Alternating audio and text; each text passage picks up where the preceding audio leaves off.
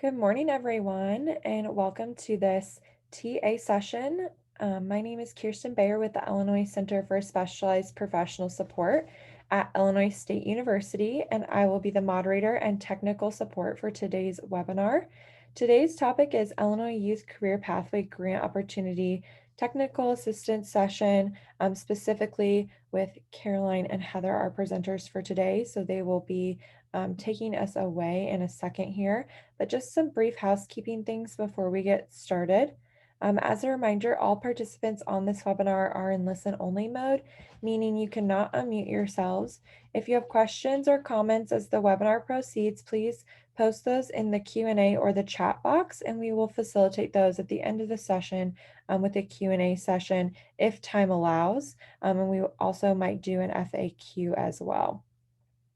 Just another reminder that this webinar is being recorded, and the presentation from today, as well as the recording, will be on Illinois WorkNet's website within 48 hours of this live session. In an effort to be as accessible as possible, this webinar will be offering closed captioning on this live version, as well as the recorded version. Please keep note that this live version might not be as accurate as possible, but the recorded version will be accurate typed closed captioning if you so need so. And then if you have faulty internet connection or audio connection today, please feel free to call in using the phone number in your original registration email. And with that, I'm going to hand it off to our presenters today. Heather, take it away. Wonderful, thank you, and excited to be here with you all today to talk about career development experiences and some resources that we have for you all. So we're going to spend some time, we'll introduce ourselves here in just a moment, but really going to review what is a career development experience, talk about some different terms and examples that we see commonly associated with those, and then overview two different resources. One of them that's available now, and one of them that's in progress will be made available shortly, and especially as you all will continue on with this program. So to are really quick here. You can move to the next slide. I'm Heather Penzak. I'm a policy and program manager with Education Systems Center. We're an organization out of Northern Illinois University, but we're part of their division of outreach. And so we do a lot of work at both a state and community level. We were highly involved in the Post-Secondary and Workforce Readiness Act, the writing of that legislation, and also now the implementation of that. And Caroline? Yes, hi everyone. My name is Caroline. I support Heather in this work. I'm a Policy and Programs Fellow at Systems, and I'll be able to speak with you all a little bit later during the presentation today. And so what is a career development experience? This is right out of the Illinois Career Pathways Dictionary. Again, it's a resource that we have linked here at the end of the presentation. And these are statewide definitions as we think about Illinois and how we're building and supporting career pathways in the state. And so a career development experience, or a CDE, as you might see it called here throughout the presentation, is a supervised work experience relating to an individual's career area of interest that really encompasses these 6 things. It occurs in a workplace or under other authentic working conditions. I think those authentic working conditions have very much been brought to light here in this space, as we've seen a lot of these types of experiences move into either fully remote virtual experiences, or maybe even a hybrid where some work is being completed remotely, some work is being completed in person. So authentic working conditions is really saying, how is that individual hands-on engaged in tasks that is a true work experience, and they're understanding what it's like to work in that career area of interest. This should also be co-developed by an education provider and at least one employer in the relevant field. So it's really important in this type of experience that there's value for the individual who's completing this. And so, that's where the education provider comes in, really thinking through what are the learning objectives of this? What does the youth development look like for that individual? And the employer also coming in to say, these are the skills, these are the areas that an individual, a participant could come in and work with us. And these are some high need things for us. And so how do we incorporate those two pieces, the learning and growth experience for the student, and also some tasks and items that they can complete at the employer that are valuable to them as well. So there should be value on both sides. It should provide some form of compensation or educational credit to the participant. Compensation can come in forms of hourly pay, it can come in forms of a stipend, right? But this is, an individual is really engaged deeply in work at an employer. And so they should be having some sort of credit for that, whether it's compensation or educational. The experience should also reinforce those foundational professional skills, including at minimum those outlined in the Essential Employability Skills Framework. Again, another resource that we have linked for you all here at the end. The state, through diverse stakeholder committees that included educational institutions, community-based organizations, industry experts, employers, developed 10 essential employability competencies. And so regardless of industry area, a participant should be able to partake in those skills, develop those skills, and enhance those competencies in the essential employability area. There's also technical competencies for each different area that are outlined in that document, which could also be embedded as well. But at a minimum, really every opportunity, every CDE should be addressing those essential employability competencies. There also should be at some point a professional skills assessment that's used to assess the skill development of the participant, and it's also utilized as a feedback tool. I think we can all think about our different work experiences that we've been in, and those moments when you can engage in feedback and conversation with a supervisor, a mentor, that education provider. It's such a valuable lesson and experience for participants to have, to understand, where am I at? Where am I, showing a lot of growth and achievement and success? Where do I still have some areas for improvement? And how could I show more success? And how could I enhance those skills in those areas that I need to improve? It's a sometimes difficult conversation to have, right? But it's always an important conversation to have. And for participants to gain experience in reflecting and collaborating and participating in what could be constructive criticism of their performance. And then also it should take place for a minimum of 60 total hours. And it may go longer than this, that's fine, right? But really seeing for an individual, a participant to engage deeply in a career industry area through a CDE, they should be completing at least 60 total hours.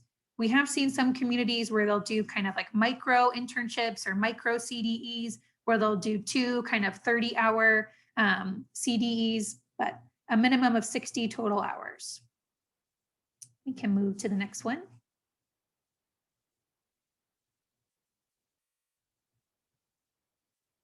And so a lot of times people ask, like, okay, a career development experience, but what is it? And so it again is part of Illinois' broader work-based learning continuum. This continuum and the definitions within it are also outlined in the Illinois Career Pathways Dictionary. But really, these are some common terms, some examples that you see when you think about a CDE. So internship is probably one of the most common terms that you see happening, but it could also be work experience, as long as that work experience is aligned to a career interest area for that participant and isn't just like a job that they're doing, but it's something related to that career interest area. You also see this happening through school-based enterprises, where students within like a high school space, for example, might be running like a coffee cart or a business within the school. Supervised agricultural experiences. There are a lot of resources defining what this is, and these all meet the qualifications for a CDE. You see a lot of entrepreneurship type activities happening through supervised agricultural experiences. You also see cooperative education programs. These are very robust 4-credit programs within schools. Those would qualify for a CDE. If a participant's doing remote work for a client or employer, again, this is a space that's been growing in this era when many of us are still remote, still fully remote, or some are hybrid, or some are moving in person, but seeing a lot more of that remote work. And this is very much like a project-based CDE. There's also student-led enterprises, so where a student might be coming up with a project or a task or their own business. And then also apprenticeships, right? But apprenticeships, again, registered or pre-apprenticeships have their other qualifications and definitions as well. But something like a youth apprenticeship, which again does tend to be more robust and go beyond those 60 hours, but it would qualify as a CDE. And if you can just kind of notice here on the continuum, the CDE is happening after other kind of work-based learning experiences. So Before a participant is engaging in a CDE where they're really hands-on, 60 hours working directly with an industry mentor, they've done some career awareness. So they've done some surveys, they've watched some videos, they've started to gain an awareness and understanding for themselves of the career areas they're interested in. But they've also done some career exploration. So they've done job shadows, had guest speakers, might have gone to a career expo, and really started to explore that career area. And then before a CDE, what we typically see happening and what is along this continuum here is that participants have engaged in a team-based challenge, or they've engaged in some sort of project-based learning where they've started to do some research and come up with different solutions or ways to address real-world problems within that career industry area.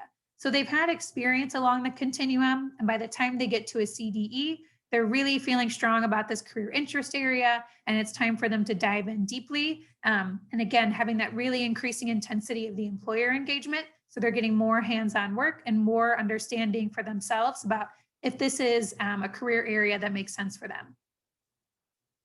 We can keep moving here. And so kind of thinking of some of the quality aspects of a CDE, there's the 6 components of the definition, but there's also, if this is going to be experience that provides value for both the participant, the employer, or the organization that might be hosting them for the experience, is really kind of providing these other components. So where are there opportunities to reflect? It's so often, I used to manage an internship program, and I would talk to they were high school interns in senior year, and I would ask them, what did you learn? What did you do? And they're like, I don't know. I was like, you just did a 10-month internship and you did a lot. I know you did a lot. And so really having those intentional moments for them to reflect throughout, so they understand not just what they've learned, but also how they've learned it.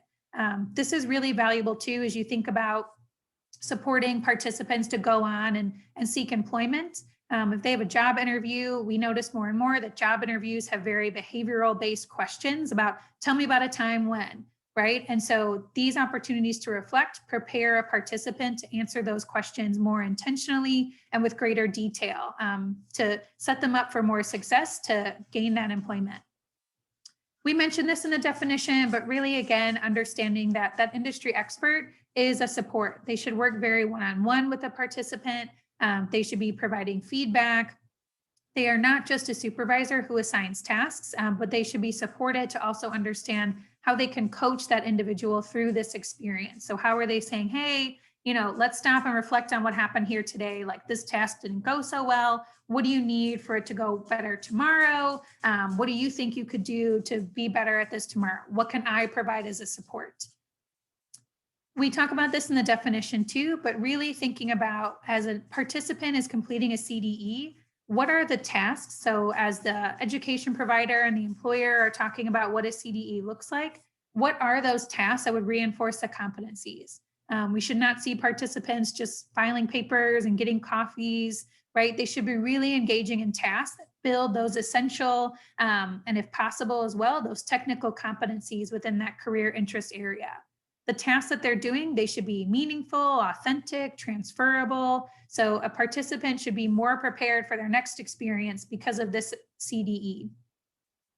There also needs to be, so as you all are probably very aware of, when establishing and implementing a program like this, there needs to be support for both the participant and also the host, so the employer or organization providing the CDE. There needs to be clear who the point person is. So if the participant or the host has questions, they need to be able to know who to reach out to. I think in my own experience, that was something that really helped anything from bubbling over and becoming a big issue, right? Was that I was always someone who was that coordinator, that person who could address needs on both sides and figure out, individual conversations one-on-one I would have with them, but also when it made sense to bring everybody together. These also need to be looked at in an assets and needs-based approach. The participants who are coming into these experiences are resources of talent, right? They have skills to build and more potential, right, to be seen throughout the experience, but they do have knowledge and they do have experiences that could really help an organization, an employer rethink some of the things that they do. I know, for example, I'm working with a space right now who's starting to engage some of their participants with different law enforcement departments to say, like, hey, how are you recruiting students to even join your department or become a police officer. And maybe you need to rethink that recruitment. And students, those participants, have that talent. They have that knowledge about what they need to want to join that department or not, right? And that's something that's important for an employer to know. Also thinking about how is that experience relevant and rewarding. It's applicable to their career interest area. Again, they're recognized for it through that compensation or credit. I don't know how many folks on the line, but I know myself personally have done internships that were for no credit and I didn't get paid. And yes, they were great experiences, but that's not really a way to engage and really have broad equitable access to CDEs if there's no credit and if there's no payment. Then you're really narrowing your pool of who can complete a CDE by someone who's able and to not get paid or to not have credit for it, right? And so to have that equitable broad access, there really needs to be that compensation or credit and something that's relevant to help continue them on their pathway in that career interest area. We can move forward again, please. And so these are outlined in more detail in a document here as a resource that's linked. And once I kind of transfer over to Caroline, I can kind of put some items in the chat here too. I can see if I can do that. But the essential employability competencies, there's 10 of those that are outlined in that document. And again, these are broad so that they can be unpacked a bit more within different contexts and spaces and applicable to a broad variety of CDEs. And there's also entrepreneurial competencies outlined there as well. So for projects that might involve a participant working more on their own to start a business or a project, those are outlined there for you. And if we move forward one more, please. There are also technical competencies. So as part of the College and Career Pathway Endorsement Framework, through the Post-Secondary and Workforce Readiness Act, there are 7 different endorsement areas, and those have technical competencies, the top 10 that are defined as well and laid out for you all in that document. We can move forward one more. So thinking about the CDE and what's captured through a career development experience and how that connects with the WIOA youth program elements, you know, you're looking here at a paid and unpaid work experience opportunity. As mentioned before, with those essential and technical competencies, you're looking at the occupational skills training by addressing those intentionally. You have education that's offered concurrently with workforce preparation. Again, that gets to the piece of really making sure that this experience is designed by having an education provider and an employer together at the table to say, what tasks will they be doing? What are the objectives? How will they be assessed? And then how are they prepared? You know, ultimately, if they wanted to work at that employer, what would the employer expect of them? There's a lot of opportunities in here for leadership development. So, you know, through a CDE, we see frequently that participants gain a lot of confidence. They start becoming models for others. A lot of times too, you know, in a former program I was with, we would have interns who had completed the program come back and provide guidance and leadership for those who were just starting their internship.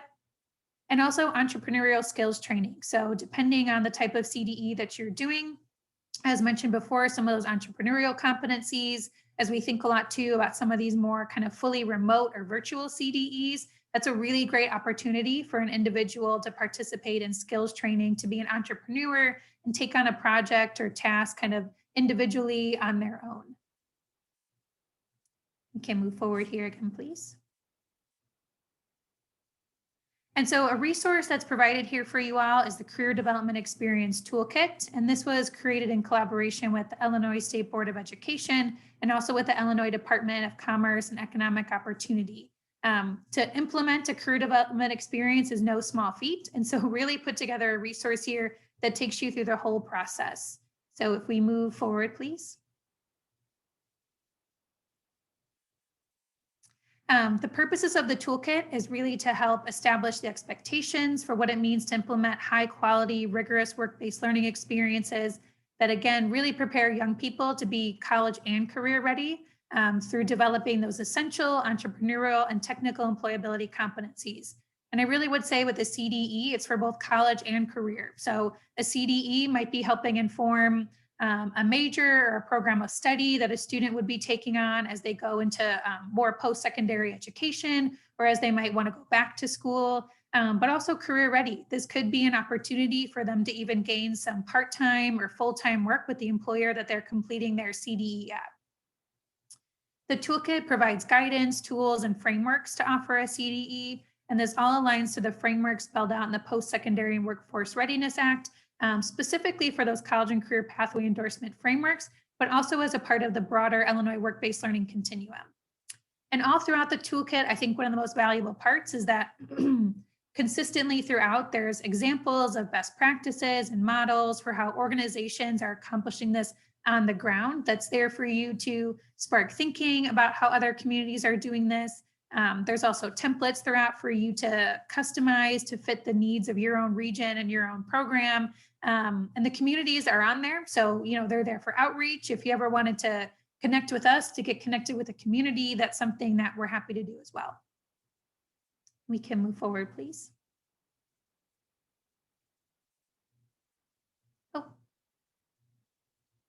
Yeah, this one looks like, I don't know what happened here, but so these are there's 6 kind of main components of the toolkit. And so it takes you, like I mentioned earlier, to and through implementation of a career development experience. So if you're just getting started, what does it mean to get started? What things do you have to start thinking about? Organizational structure is really thinking about the different roles and responsibilities, and like recruitment efforts that you're going to be doing with participants. Host outreach is how you're engaging with employers and industry partners to gain outreach and get them on board to support a CDE. And then there's onboarding. That's for both the hosts, the employers or organizations, and for the participants.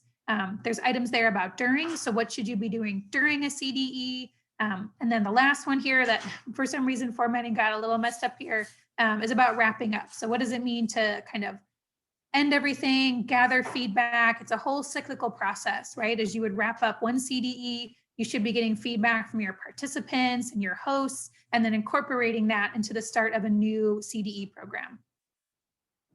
We can move next.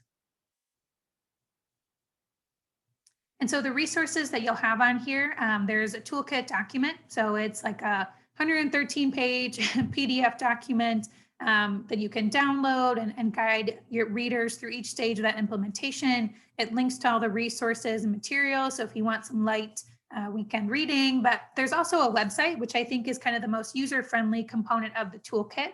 And so you can go into the website, it links to all the resources as well, and it has it divided by section. And you can even really just download a certain section of the PDF kind of based on what you're most in need of learning more about.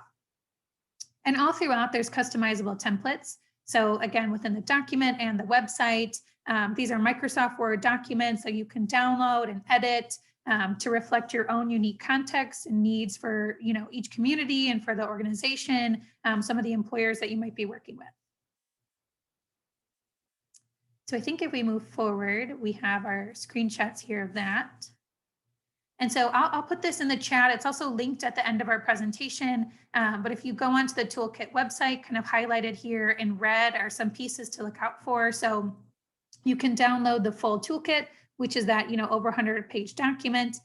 Also at the top, there's different tabs for different components that you might want to look at with the resources included within each.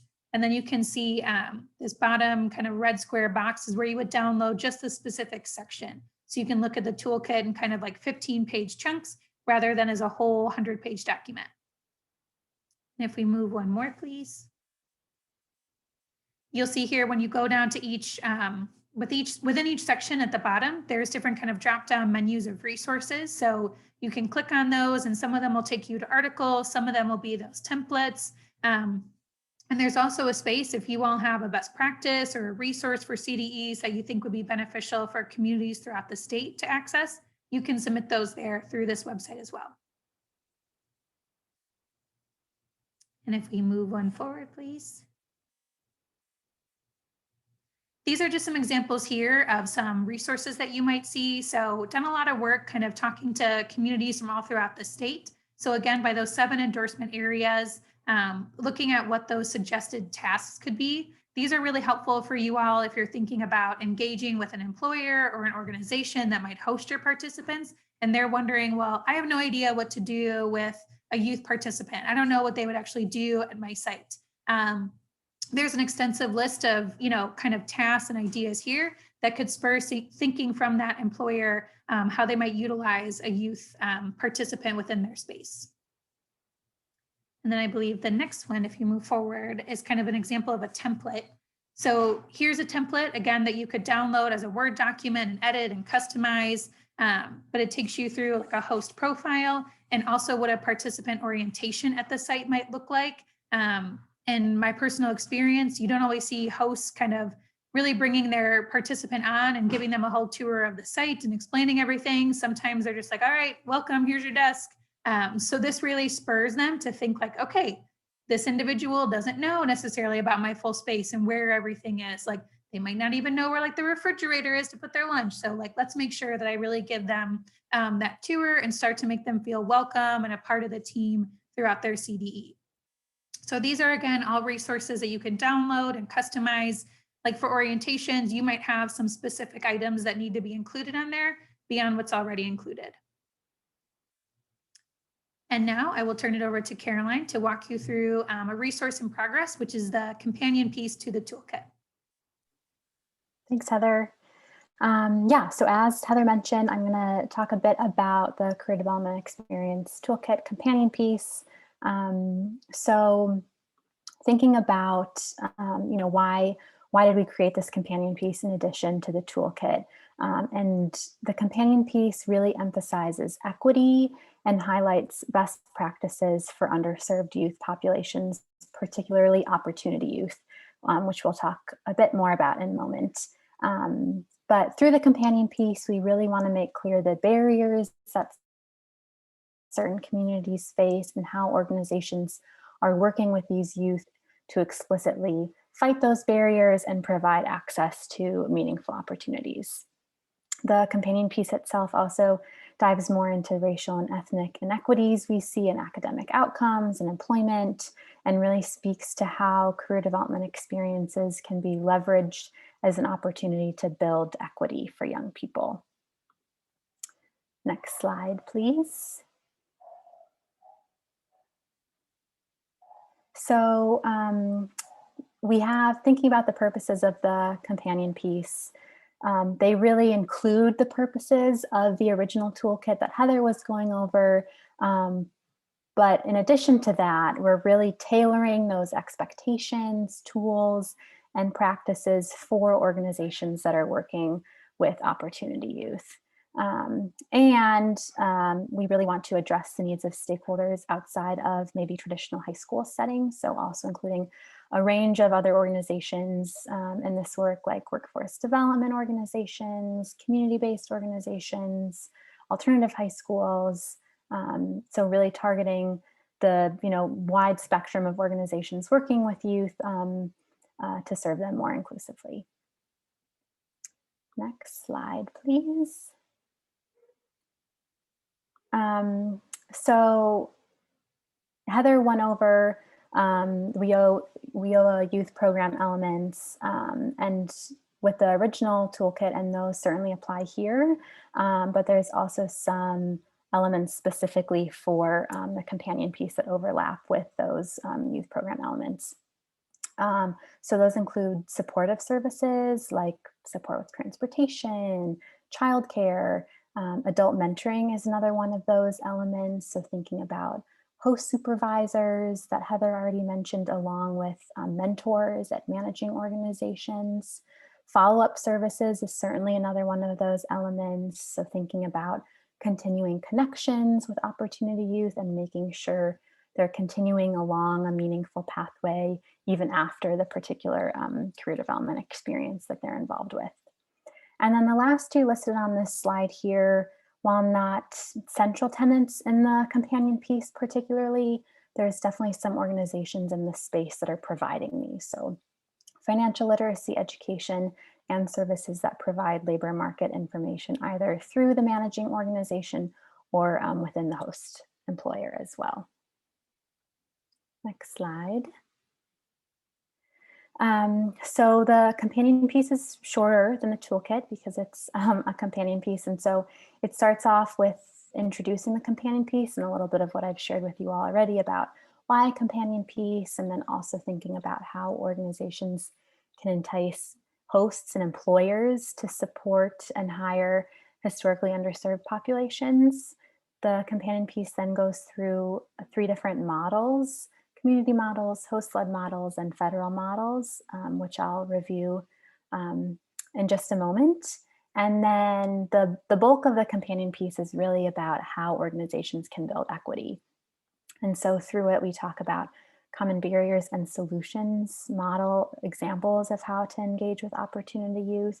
We think about equitable considerations, especially with COVID-19, and how virtual programs are an amazing opportunity to increase access to career development experiences even after COVID. And then also talking about those supports and services for participants during and after the career development experience. And then if we go to the next slide. So as Heather mentioned, the career development experience toolkit companion piece is not yet published. We're hoping that it is available within a couple of months, but when it is ready, it will be a PDF document available for download, really guiding folks through the various components that we have. And the companion piece will also have customizable templates, whether that's for check-ins between participants and managing organizations or employers, or whether that's kind of equity checklists that organizations can run through on their own. There will be those templates available as well. Next slide, please. So as I mentioned, I was going to go through some of those models that we cover in the companion piece. And so that first model is a community model, and that means there is a partnership between a host or an employer and a managing organization. And so usually in these models, the managing organizations identifies and trains the participants, and the host employer provides those work-related tasks and oversight through a host supervisor. And so one example of that is business and career services. And so in the companion piece itself really runs through some of the best practices that we learn from those organizations. The host-led model is really when hosts or employers have their own internal practices for acquiring participants and really helping build their skills. So they recruit the hosts, they're providing training through host supervisors, and one example of that is Caterpillar. And then the federal model was the other model that we identified, and that represents the national efforts that are underway to support opportunity youth reconnection to either education or employment, and really seeing how we in Illinois can learn from those models for more local implementation of career development experiences. And so one example is Opportunity Youth Forum, which supports financially and with resources communities across the nation in implementing career development experiences for opportunity youth. Next slide, please. So really diving into what some of those equitable practices are that we highlight in the companion piece. Through research and with talking with organizations, we pulled out some of those key practices that keep equity at the forefront of work to really allow opportunity youth to have full access to and opportunity to succeed in career development experiences. So the first one is considering offering a paid career development experience or a stipend. I know Heather already talked about having there be some type of compensation for career development experiences, whether that be payment or educational credit. But we really point out here that opportunity youth are more likely to experience poverty or homelessness than their peers. And so without that financial payment or stipend, participants are forced to pick between what could be a meaningful career development experience or a different type of job that covers costs for them. Within that, thinking about transportation is really important, especially in smaller cities or rural communities without public transportation. And so we want organizations to consider including a transportation stipend instead of or in addition to the payment or stipend that exists for the career development experience. Another equitable practice is flexible scheduling. So opportunity youth participants may have competing priorities, So really assigning work or allowing for interaction that can be completed around their other commitments and their schedule really allows for increased capacity and participation from opportunity youth. And so one example that we give here is that some participants may have childcare responsibilities. So thinking about, in addition to flexible scheduling, is your organization providing resources and information about childcare in the area that opportunity youth can take advantage of? Next slide, please. So just thinking through those equitable practices a little bit more, a major equity practice includes offering fully or partially virtual career development experiences. And this practice really goes hand in hand with the practices and challenges listed on the previous slide, like transportation and scheduling. So organizations can eliminate travel barriers and associated time and cost by offering fully or partially virtual career development experiences. Similarly, virtual career development experiences provide an opportunity for opportunity youth to work when it makes most sense for their schedule because they could be at home doing so. And with the advancing technology we've seen, we're perhaps all utilizing during COVID, there are so many ways to engage with participants virtually, such as video calls and video conferencing that we're all using now. And this is really an equity practice that is not just limited to being in use during COVID, but is really an equity practice that can continue beyond the pandemic as well. And the one thing to note on the slide that we have is encouraging organizations to think about if participants have a device and internet access at home, and if not, thinking about how they can provide that through their organization, or if that is part of the stipend that they can offer participants as well. Next slide, please.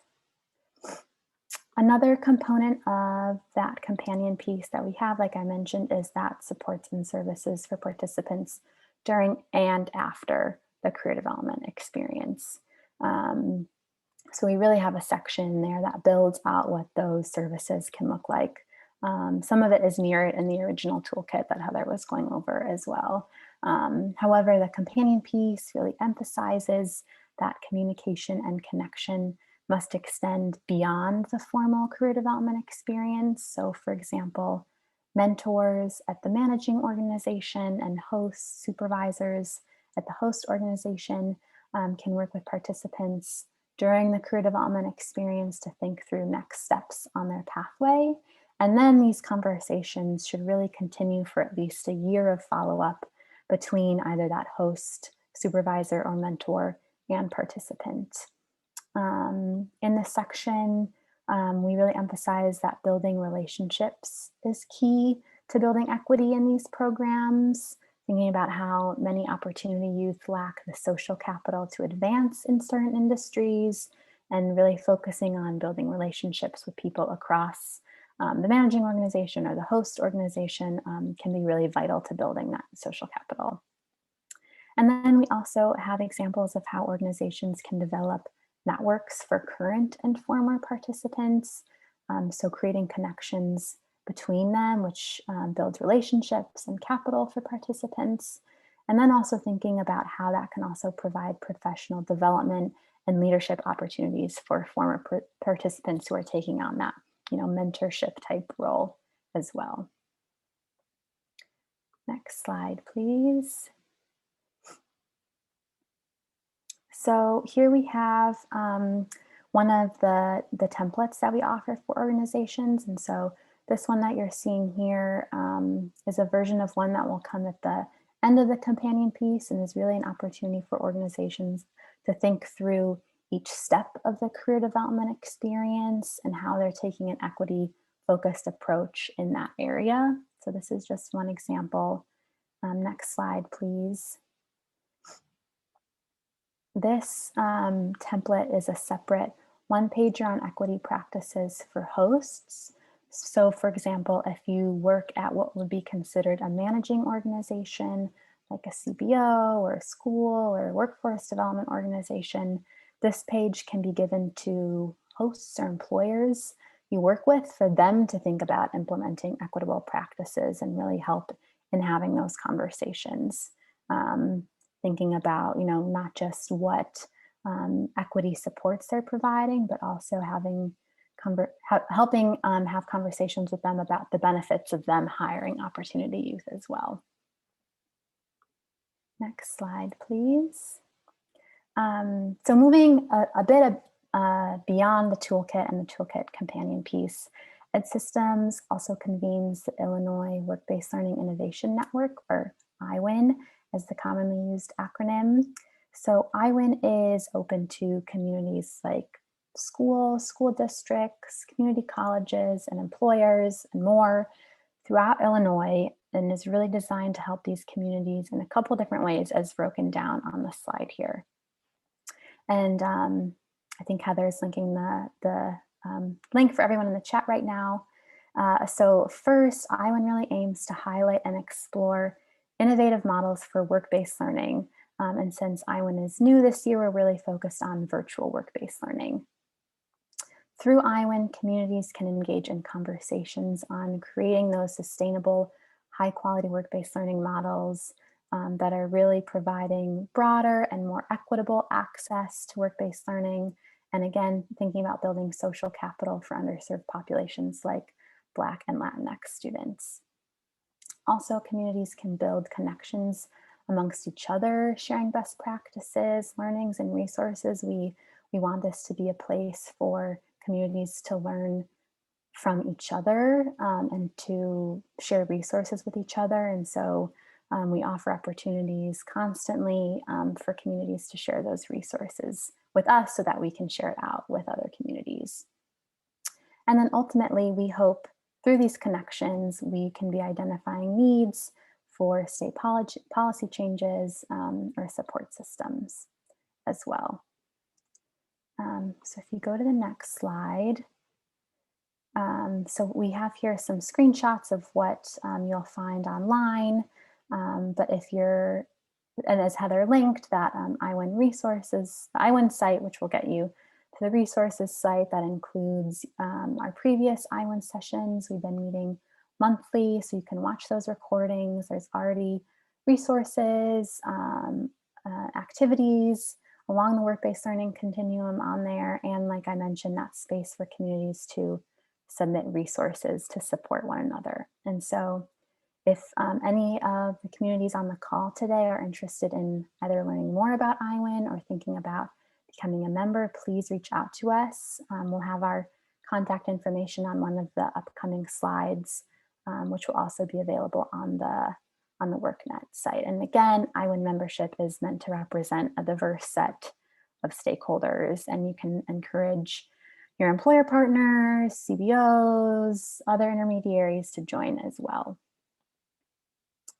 Next slide, please. So linked here are some of the resources we've mentioned today, except for, like I said, that Career Development Experience Toolkit companion piece, which will be released at a later time. But when you go to WorkNet, you can download the presentation and follow the links. And I know that Heather was putting some of them in the chat as well.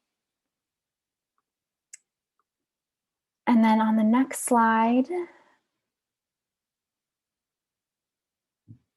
great. So you'll see mine and Heather's contact information here. We would love to hear from you if you have questions about the toolkit, if you need more support, if you have questions or want to join IWIN, that is where you can reach us. And we can put those in the chat box in a moment too. And then next slide, please. Thanks, Kirsten. Finally, before we close out and see if there's questions that we can answer from the group, we also want to make sure that we're hearing from you. So the resources that we offer, including the toolkit, and especially the toolkit companion piece, since it's not yet published, are changing, growing, evolving. And so we really want to hear if there's anything related to career development experiences that you need support on. So if it sounds like there's resources that we're missing in the toolkit or the companion piece that you would find beneficial, Are there certain communities that you want to be sure we target in our resources? Um, so we'd love to hear from you now if there's any thoughts you want to put in the chat. And like I said, Heather and I would also welcome via email any additional thoughts you have if you can't share them right now or need more time to think. Great, thank you, Caroline, Heather. We'll give everyone a couple minutes to put any questions or comments they have in the chat. And while we're kind of giving them that time, I just want to reiterate that this is recorded and will be on the Illinois WorkNet website. And the PowerPoint deck will also be along with the recording. And that will be within 48 hours of this live session. So if you check back on Wednesday on the Illinois WorkNet NOFO site, then it should be on there. And so you can share it out or access it at a later date if you need to re-access any information that Heather and Caroline have shared today.